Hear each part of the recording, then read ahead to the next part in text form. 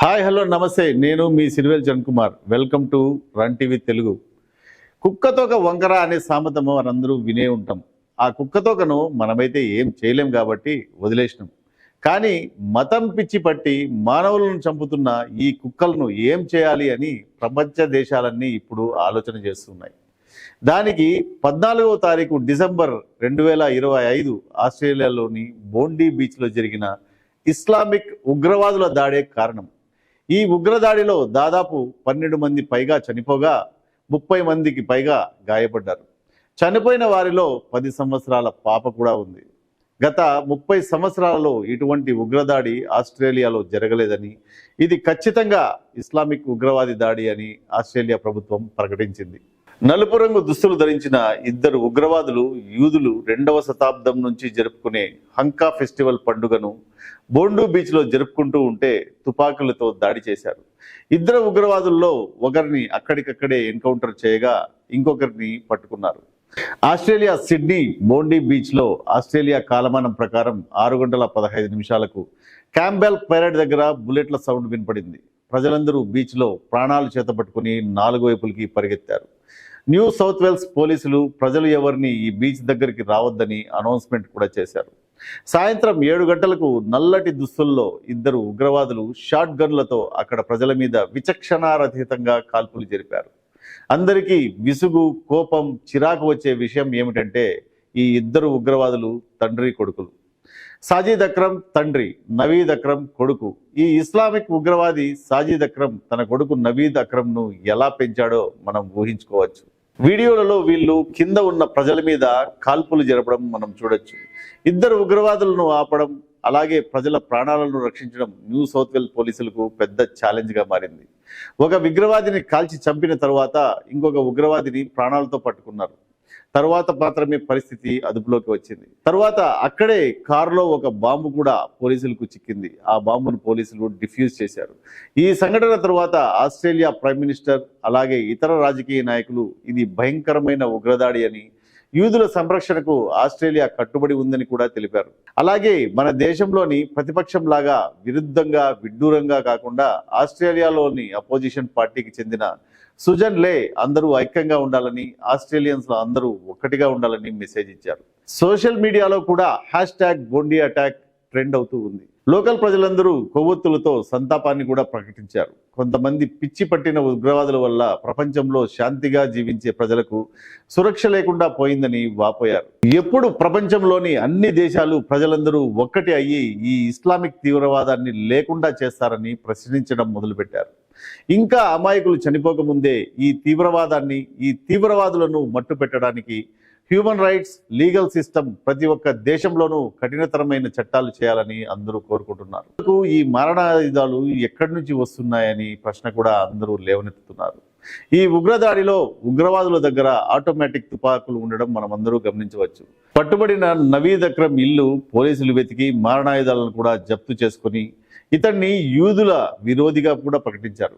బోండీ బీచ్లో యూదుల మీద జరిగిన ఈ దాడిని ఇజ్రాయెల్ ప్రెసిడెంట్ ఇసాక్ హెర్జోగ్ తీవ్రంగా ఖండించారు. అలాగే జర్మన్ ఛాన్సలర్, ఫ్రెంచ్ రాష్ట్రపతి, యూకేకి చెందిన ఖేర్ స్మాటర్, ఇటలీకి చెందిన జార్జియా మెలోనీ, యూరోపియన్ కమిషన్ ఈ దాడిని ఖండిస్తూ ఉగ్రవాదాన్ని అణచడానికి అందరూ కలిసి ప్రయత్నించాలని తెలిపారు.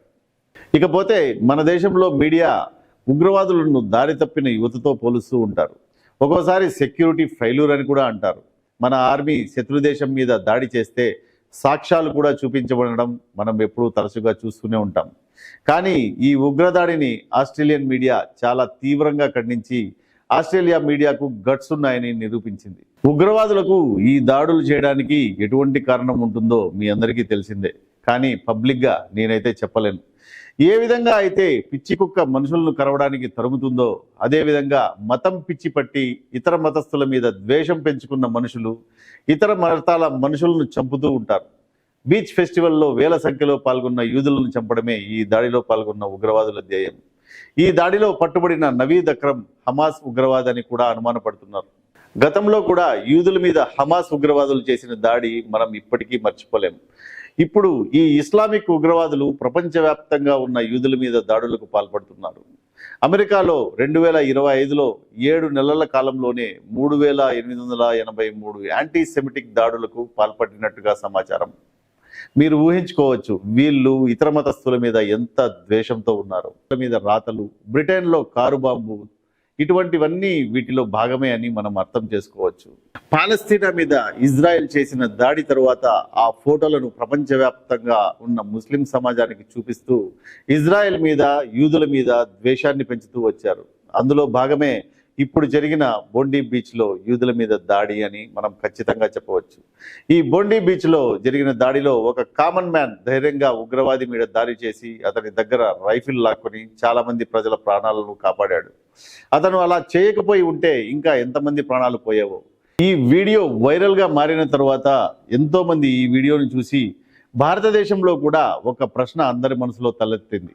భారతదేశంలో కూడా నిజాయితీ, దేశభక్తి ఉన్న ప్రతి ఒక్కరికి ఆర్మ్స్ ట్రైనింగ్ ఇవ్వాలి అని. ఇది అవసరమా లేదా అనేది కూడా మీరు మీ కామెంట్ బాక్స్లో తెలియజేయండి. మన దేశంలో ఇది అత్యవసరమని నేను భావిస్తున్నాను. ఎందుకంటే మనం ఎలాంటి దేశంలో ఉంటున్నామంటే మనతోనే ఎంతో మంది దేశద్రోహులు కలివిడిగా తిరుగుతూ ఉన్నారు. అలాంటి దేశం మనది. అంతేకాకుండా ఎప్పుడు మన దేశాన్ని నాశనం చేయాలని ఉగ్రవాదాన్ని పెంచి పోషించే పాకిస్తాన్ లాంటి దేశం మన పక్కనే ఉంది. కాబట్టి మన దేశంలోని ప్రతి పౌరుడికి ఆర్మ్స్ ట్రైనింగ్ తప్పనిసరి చేయాలి. బేసిక్ ఆర్మ్స్ ట్రైనింగ్ ఇవ్వడం, సిచ్యువేషన్ అవేర్నెస్, ప్యానిక్ సిచ్యువేషన్ని కంట్రోల్ చేయడమే కాకుండా ఇలాంటి ఉగ్రవాద దాడులు జరిగినప్పుడు తమను తాము కాపాడుకుంటూ చుట్టుపక్కల వాళ్ళని కూడా కాపాడుతూ అలాగే ఉగ్రవాదులను పట్టుకోవడానికి కూడా ఇది ఎంతో ఉపయోగపడుతుంది అని నా అభిప్రాయం. కానీ దురదృష్టవశాత్తు మన దేశంలో అలాంటి ట్రైనింగ్ కంపల్సరీ లేదు. ఎప్పుడు ఎలాంటి దాడులు జరిగినా సెక్యూరిటీ ఏజెన్సీస్కి ఆ బాధ్యతలు అప్పగిస్తారు. ఎందుకంటే వాళ్లకు ప్రాపర్ ట్రైనింగ్ అండ్ ఆర్మ్స్ ఉంటాయి కాబట్టి.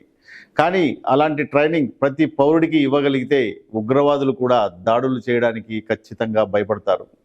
ఈ విషయం మీద కూడా మీ అభిప్రాయాన్ని కామెంట్ రూపంలో తెలపండి. ఈ ఒక్క వీడియో మొత్తం ప్రపంచాన్ని ఆలోచింపజేసింది. ఏ దేశం వ్యక్తి అయినా, ఏ ప్రాంతం వ్యక్తి అయినా ఖచ్చితంగా బేసిక్ ఆర్మ్స్ ట్రైనింగ్ అయితే ఇవ్వాల్సిందే అని. ఎందుకంటే ముందు ముందు ఇలాంటి మత ఛాందస ఉగ్రవాదులు అమాయక ప్రజలను చంపడానికి, దాడులకు పాల్పడడానికి ప్రయత్నం చేస్తే సెక్యూరిటీ ఏజెన్సీస్ రావడానికి ముందే పరిస్థితులను అదుపులోకి తీసుకురావచ్చు. ఒక్కసారి ఆలోచన చేయండి. మీరు మీ కుటుంబ సభ్యులతోనో మీ స్నేహితులతోనో ఆనందంగా గడుపుతున్నప్పుడు ఇలాంటి ఉగ్ర దాడులు జరిగితే ఎలా ఉంటుంది అని, మన పిల్లల పరిస్థితి ఏంటి అని చెప్పి దీన్ని ఖచ్చితంగా మనం ఆపాల్సిందే. పెహల్గాం దాడి నుంచి మనం మళ్ళీ కోలుకోకముందే ఇలాంటి దాడి మళ్ళీ ఆస్ట్రేలియాలో జరిగింది. రేపు మళ్ళీ మన దేశంలో జరగదనే నమ్మకం అయితే లేదు. ఖచ్చితంగా ఈ మత ఛాందస ఉగ్రవాదులు ప్రయత్నం చేస్తూనే ఉంటారు. మనల్ని మనం కాపాడుకోవడానికి మనం ఎప్పుడూ అప్రమత్తంగా ఖచ్చితంగా ఉండాలి. మన పిల్లల్ని ఎలా ట్రైన్ చేయాలి అని అంటే ఎలాంటి సిచ్యువేషన్ వచ్చినా కూడా వాళ్ళు దాన్ని ఎదుర్కొనే విధంగా వాళ్ళను సంసిద్ధం చేయాలి. ఒక్క చదువు మాత్రమే కాకుండా ఫిజికల్ ఫిట్నెస్ మీద, ఖచ్చితంగా స్పోర్ట్స్ మీద వాళ్లకు అవగాహన ఉండేటట్లుగా, వాళ్ళు ఆడేటట్లుగా వాళ్ళను ప్రోత్సహించాలి. నేను మళ్ళీ మిమ్మల్ని అడుగుతున్నాను, ఈ సంఘటన మీద మీ అభిప్రాయాన్ని కామెంట్ల రూపంలో తెలపండి. ఖచ్చితంగా మా రన్ టీవీ తెలుగు ఛానల్ని సబ్స్క్రైబ్ చేసుకోండి.